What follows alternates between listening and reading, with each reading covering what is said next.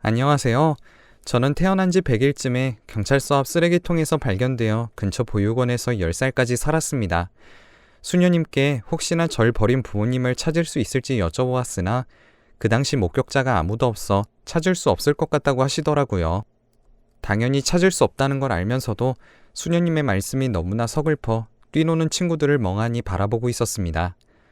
보육원에 온 대다수의 친구는 그래도 자기 엄마 아빠의 얼굴은 알고 매일 밤 보고 싶다며 울며 잠드는데 저는 그런 기억조차 없다는 것이 그 나이에도 서글프더라고요.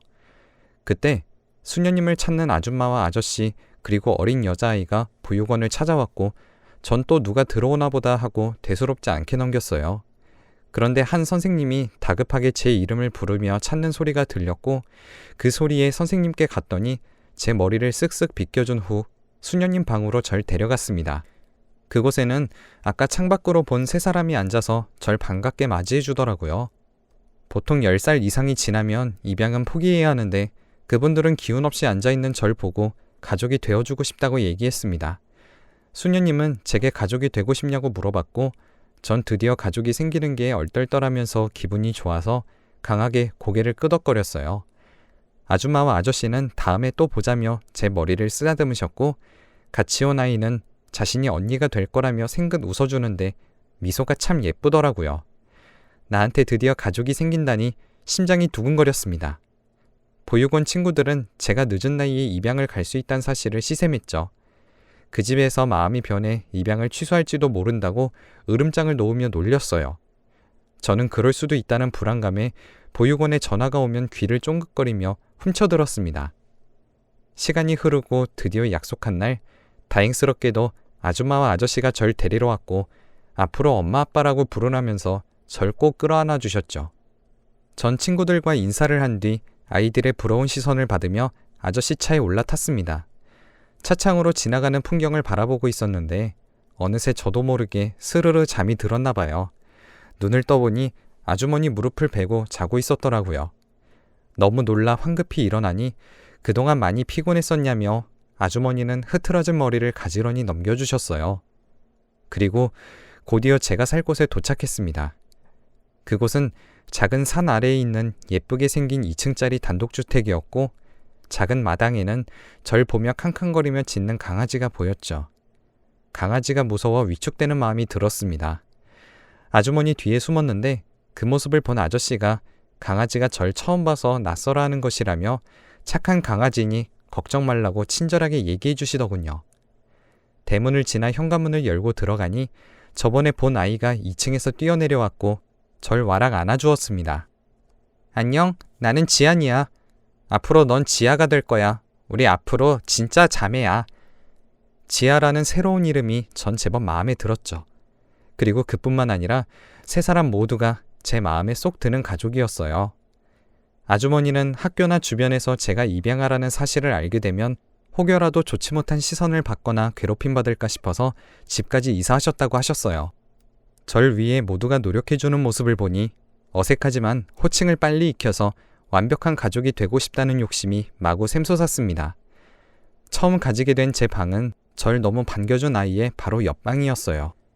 2층은 저희들만의 공간이라며 싸우지 말고 서로 아껴주라며 아저씨가 신신당부를 하시더라고요.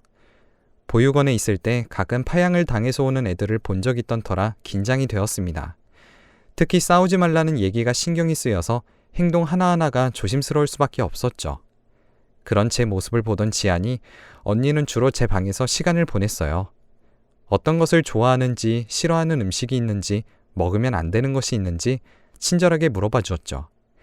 전 사실 먹어본 음식들 자체가 한정적이라 제가 뭘 좋아하고 있는지 먹으면 안 되는 것이 있는지 제 몸에 관해서 잘 알지 못한다고 얘기했어요. 지안이 언니는 아주머니에게 음식을 만들 때 조심해야 할 수도 있다며 그 이유를 설명해 주더라고요.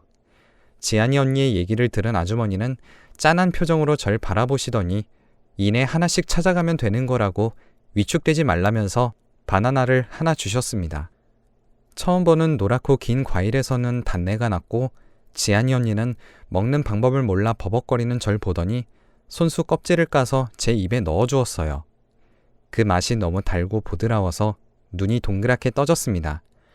지안이 언니는 신나했고 조잘대며 아주머니 곁에서 까르르 거리더라고요. 그리고 시간은 빠르게 흘러 제 나이 24살이 되었습니다. 아저씨 아줌마는 어느새 제 인생에서 가장 소중한 사람으로 자리 잡아서 엄마 아빠가 되었고 2살 많은 지안이 언니는 그 누구보다 소중한 언니가 되었죠. 특히 언니는 제가 위험한 순간에 늘 절 지켜주는 사람이었답니다. 황도캔을 처음 먹다가 갑자기 숨이 쉬어지지 않아 버둥거리는 절 보고 부모님께 알려 응급실로 갈 수 있게 해준 사람도 언니였고 학창시절에 질이 좋지 않은 친구들에게 둘러싸여 큰일을 겪을 뻔한 적에도 언니가 나타나 절 구해줬거든요.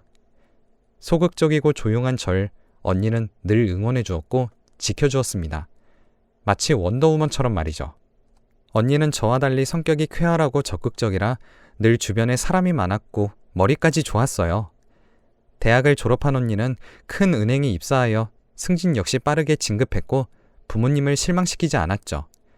이후 부모님은 제게 하고 싶은 일을 하라며 권하셨습니다. 하지만 도저히 생각이 나지 않았고 평범하고 안정적인 삶을 사는 것이 좋을 것 같아 공무원 시험에 도전했죠. 전 부모님과 언니에게 실망을 안겨주기 싫어 하루에 1~2시간만 잠을 자며 집요하고 독하게 공부했어요. 그런 절 보면서 엄마는 떨어져도 되니까 잠도 좀 자고 밥도 챙겨 먹자며 제 걱정을 해주셨고 아빠는 새로운 책이 나올 때면 도움이 될 것 같다며 사다 주시곤 했죠. 아빠가 주시는 책에는 비밀이 있었는데 페이지 중간중간에 용돈을 몰래 꽂아두셨고 마지막 장에는 작은 쪽지를 하나 적어주셨습니다. 그 내용은 힘내라, 사랑한다 이런 내용들이었죠.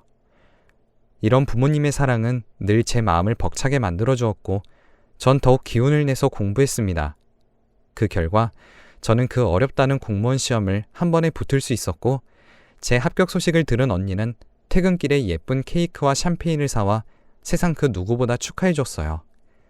그 누구보다 어두웠던 제 삶에 빛이라고는 없을 것 같았는데 좋은 가족을 만나 행복해진 게 너무 꿈만 같았고 앞으로의 제 인생도 환하게 빛날 거라 믿었습니다. 그렇게 평온한 시간이 흘러 언니는 좋은 형부를 만나 가정을 꾸렸고 저는 부모님과 주말에 여행을 다니며 추억을 쌓아나갔어요. 결혼을 한 뒤 2년이 조금 지나 언니는 귀여운 조카를 낳았어요. 엄마가 바쁜 날에는 제가 대신 언니를 돕기 위해 자주 언니네 집에 방문했죠. 조카가 어느 정도 크니 아이를 보기 위해 언니 친구들이 자주 놀러왔고 그곳에서 자주 마주치게 된 한 남자와 눈인사를 나누게 되었습니다. 어느 날 언니는 제게 만나는 사람이 있냐며 넌지시 물어봤고 남자친구가 없다는 것을 알고 제게 남자 소개를 한번 받아보라고 권하더라고요. 언니가 소개해주는 사람이라면 믿을 수 있을 것 같아 약속된 장소에 나가보니 눈인사를 몇 번 나눴던 그분이었어요. 그분은 저보다 4살이 많은 언니의 직장 상사셨습니다. 절 보고 마음에 들어서 일부러 찾아왔던 거였다며 머리를 긁적거리더라고요. 그렇게 몇 번을 만나보니 사람이 차분하고 진중한 모습이 마음에 들어 교제를 시작했어요.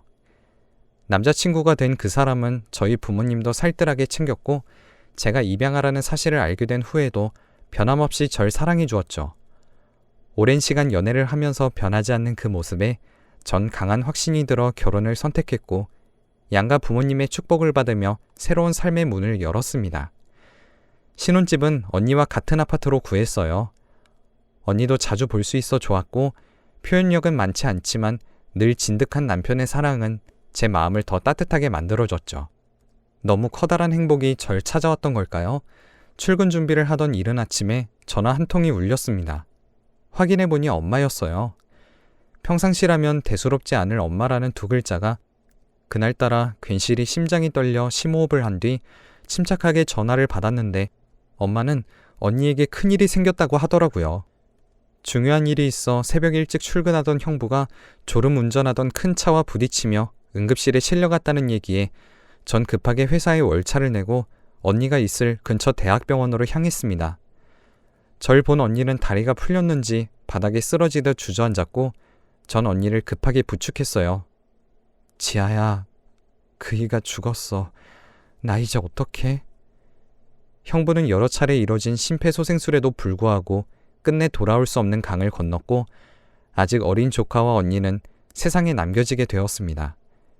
형부의 발인이 끝나고 저는 남편에게 언니와 합치면 안 되냐고 제안을 했어요. 처음에는 완강하게 거절 의사를 밝히던 신랑은 제 설득에 넘어가 승낙했고 언니 역시 제게 폐를 끼칠 수 없다며 거절하다가 저의 끈질긴 설득에 넘어가 살던 아파트를 정리하게 되었죠. 그렇게 저희는 어릴 때처럼 함께 살게 되었고 부모님은 제 결정에 고마워하셨습니다. 전 사실 제가 받은 사랑에 비하면 고작 이런 결정은 아무것도 아니라며 제가 언니랑 조카를 잘 보살필 테니 부모님은 지금처럼 노년을 즐겨주셨으면 좋겠다고 얘기했어요. 언니는 미안한지 집안일은 신경 쓰지 말고 일에 집중하라며 집안일을 도맡아 주었죠. 괜히 언니가 눈치를 보는 것 같아 속상한 마음을 신랑한테 얘기하니 언니를 오래 보아서 잘 아는데 집안일을 돕겠다고 얘기했으면 그냥 놔두는 것이 좋을 것 같다 하더라고요. 은행에서 일할 때도 마음이 불안한 일이 생기면 일거리를 찾았고 기어코 그 일을 해내고 나서야 안심을 하는 사람이었다며 마음이 불안하니 집안일이라도 하고 싶어하는 것일 거라고 제게 얘기해줬어요.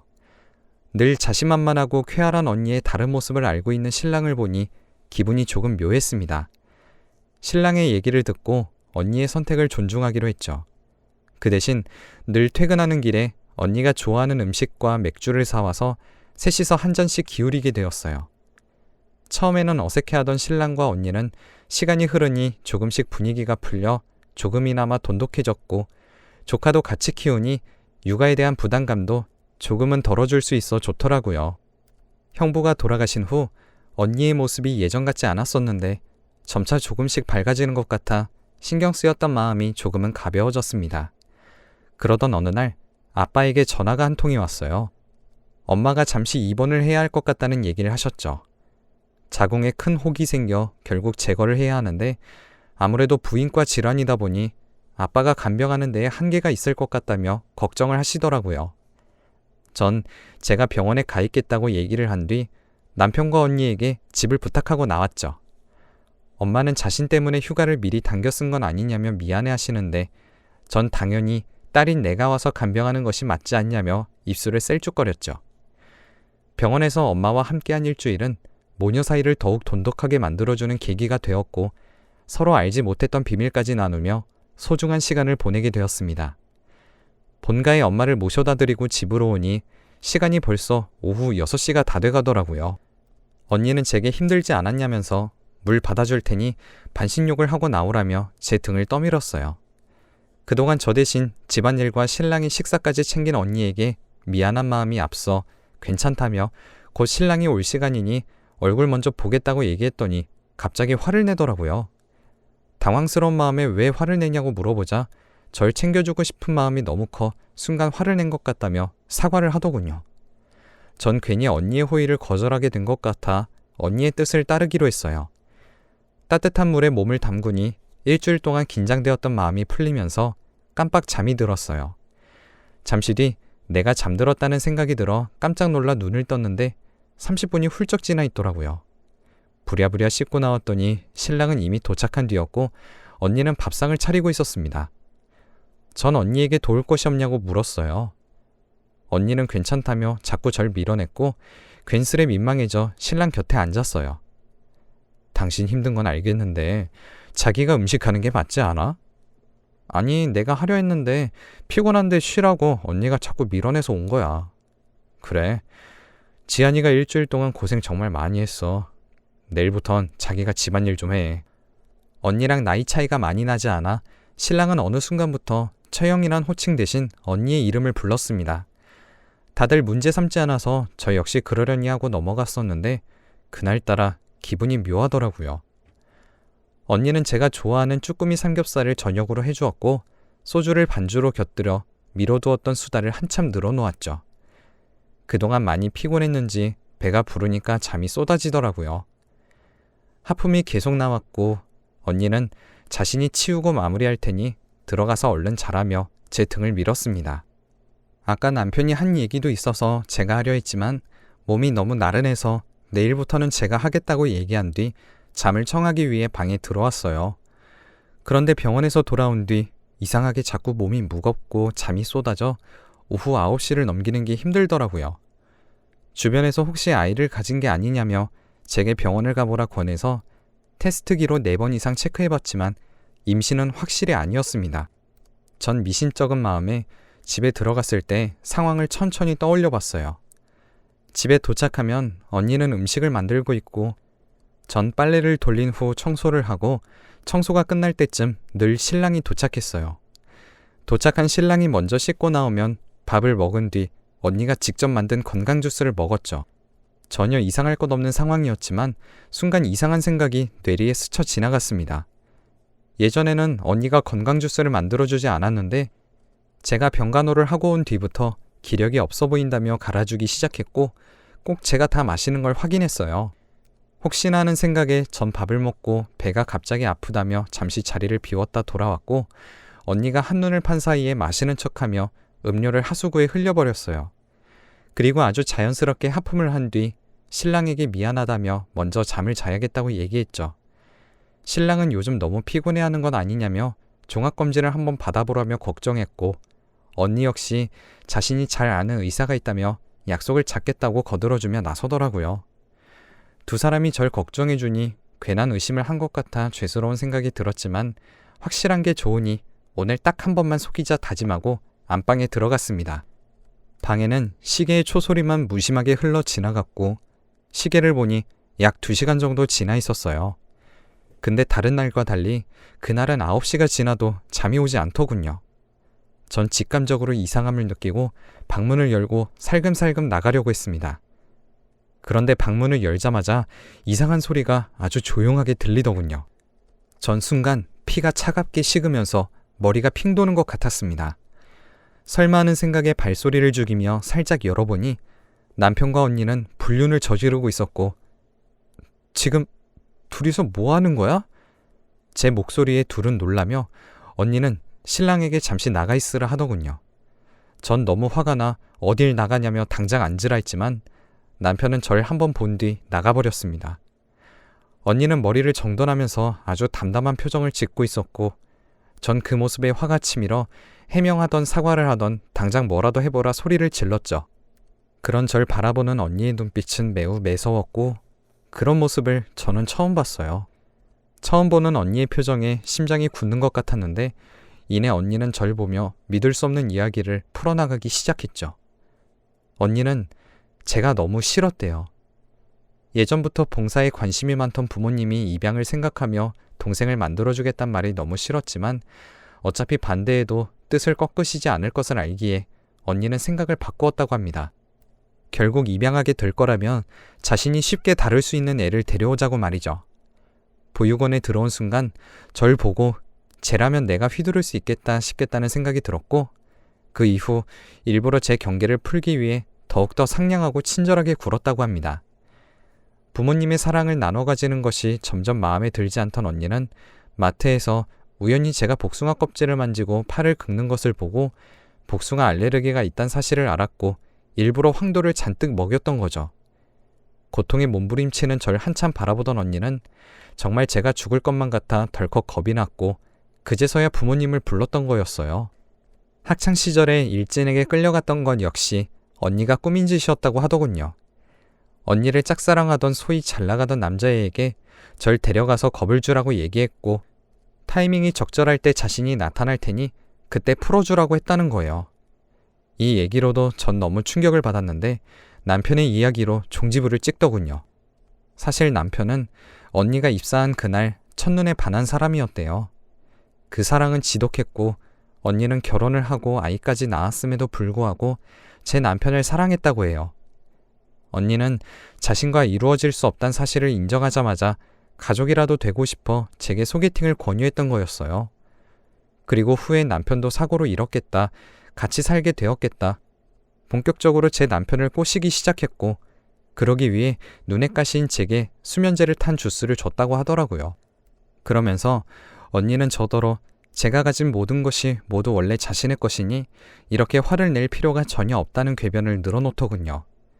전 너무 충격이 커서 언니도 신랑도 더는 볼 자신이 없었습니다.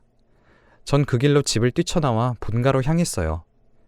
늦은 밤 연락도 없이 온 저를 본 부모님은 몹시 놀라시더라고요. 전 이야기를 두서없이 풀어냈고 엄마 품에 안겨 엉엉 울었어요. 엄마도 제게 미안하다며 울었고 아빠는 언니에게 전화를 걸어 호통을 치셨지만 언니는 전혀 반성하질 않았습니다. 저는 당연히 남편과 이혼했습니다. 제가 스스로 언니와 남편에게 소송 걸 자신이 없었는데 남편이 알아서 제게 미안하다며 이혼 서류를 내밀며 협의 이혼을 하자고 하더라고요. 본인도 미안했는지 제게 위자료도 좀 크게 내밀더군요. 그리고 부모님은 아무리 친자식이라도 인간으로서 도리를 저버린 자식을 볼 자신이 없다며 언니와의 연을 끊어버렸어요. 언니는 어떻게 친자식을 버리고 주워온 자식의 편을 드냐며 이게 말이나 되는 상황이냐며 소리를 지르며 발악했지만 부모님은 냉정하게 끊어내시더군요. 한순간이지만 전 부모님이 언니를 감싸고 절 버릴 줄 알았는데 의외의 상황에 감사하기도 하고 죄스럽기도 하여 한참을 울었습니다. 전 앞으로 사랑에 보답하기 위해 더욱 열심히 살아가야겠다 다짐했어요. 또한 부모님의 노후를 위해 최선을 다하며 많은 추억을 쌓아가기로 약속했네요. 제 사연은 여기까지입니다. 들어주셔서 감사합니다.